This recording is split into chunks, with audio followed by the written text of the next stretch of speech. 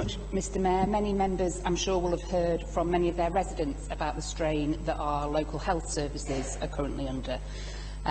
Whether it's ambulances queuing outside Stepping Hill being pretty much a permanent fixture at the moment, difficulties our residents have getting an appointment with their GPs, or trying to get an NHS dentist anywhere across the borough.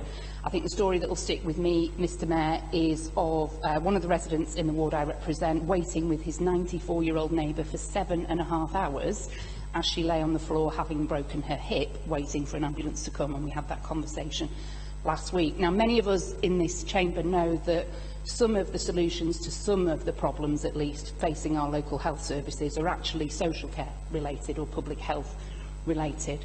So my question for Councillor Holloway as the relevant Cabinet member is, can he assure members that this council is doing absolutely everything it possibly can to ensure that the residents of Stockport are getting the care and the treatment they need when they need it? Councillor Holloway, can you respond, please? Thank you, Mr Mayor, and thank you for the question.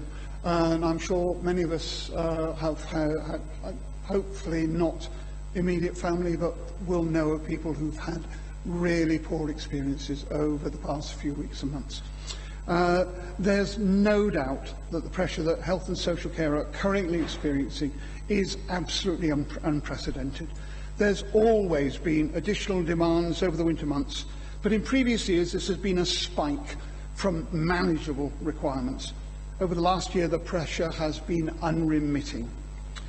Social care leads for months have been telling this government that the health and care system is close to collapse. And they've been joined by healthcare managers and clinicians who've made very clear the crucial contribution of social care in keeping frail, often elderly people out of hospital, and equally importantly, ensuring when they're medically fit for discharge, they can return to their home or other homely environment with the appropriate package of care in place. Within Stockport, we're doing everything we can to provide both parts of these service requirements. We've made it as easy as we can for residents to access preventative services that reduce the risk of unplanned hospital admission. We've continued to publicise the importance of COVID booster jabs. We've got rates of above 90% for all age groups over 55 years. And for residents aged over 80, the take-up is 96%. This is phenomenal and is helping to ensure that we minimise the number of our residents with COVID who need hospital admission and the likelihood of intensive care or other very serious interventions. And our flu vaccination programme is again progressing well, with an uptake of over 84% for residents aged 65 and over. This is the highest rate in Greater Manchester. Over Christmas and the New Year, we continue to work closely with our NHS colleagues across hospital, community and primary care sectors to help people be discharged home as soon as they're well enough. We've used the first slice of this adult care discharge fund to add to the adult social care winter plan, working with care homes and domiciliary care providers to maintain a full range of services.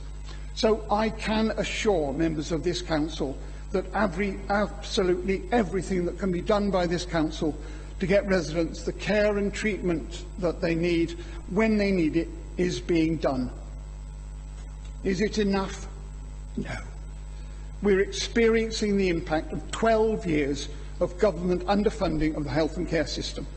And no matter how hard doctors, nurses, paramedics, social workers and care staff work to deliver the care and treatment that our residents need, there are gaps that cannot be filled. And let me give an explanation. The United Kingdom currently spends about 11% of its gross domestic product on healthcare, mainly on the NHS, but some private provision as well. France, Germany and most of Western Europe spend around 12%. That's a difference of just 1 percentage point. Doesn't sound much. But to increase the UK expenditure to that 12% of gross domestic product on a par with other economies That equates to an extra £100 million a year. And that's ongoing funding, year after year.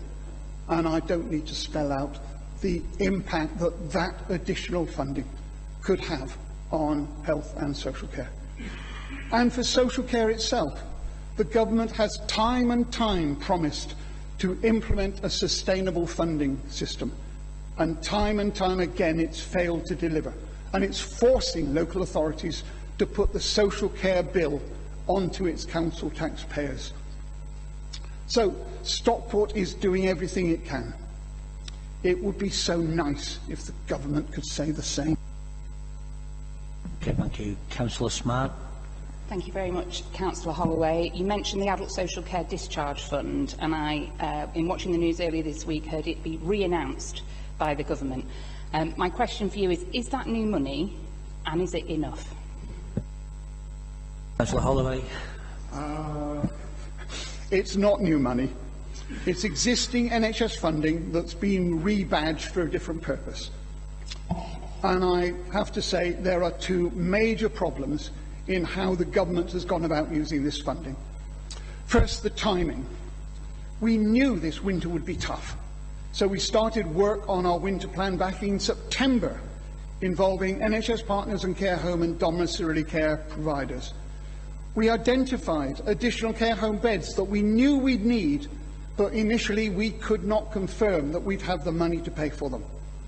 If at that point the government had listened to advice from social care leads and NHS senior staff and announced that money would be available, we could have given care providers the time they needed to recruit staff and open beds. But they didn't. The announcement made is in November, with a requirement to produce a detailed plan as to how the money would be used. That we did, and the first allocation against this fund was made in early December, and that helped us to maintain a full range of service. There was no indication at that time how the second allocation should be used. On Monday of this week, 9th of January, I received a letter from NHS England telling me that the second tranche of funding had been approved, again to be used to reduce delays in discharge. So we now have to go back to the care homes and ask them to increase the number of beds as quickly as possible. In order to do that, they'll need more staff. And given the timescale required, the only source of additional funding will be through staffing agencies at a premium cost. So the government's failure to act early will inevitably result in a totally unnecessary excess cost. The second issue is that this money is all one-off funding that must be spent by the end of March. There's no hint that any funding will continue after that date, so neither we nor any of our partner agencies can use this money to recruit permanent staff in social care, to start to develop the career structures that we know is so badly needed. So the money will, we hope, be enough to see us through to the end of March. But because of the government's failure to address the fundamental issues in social care, including recruitment, retention and sustainable funding, the problems will not go away, and we will still be faced with all the current pressures, and it will be made worse because, as we all know, our population is steadily growing older year on year. The demand for specialist healthcare and social care will be increasing. Thank you.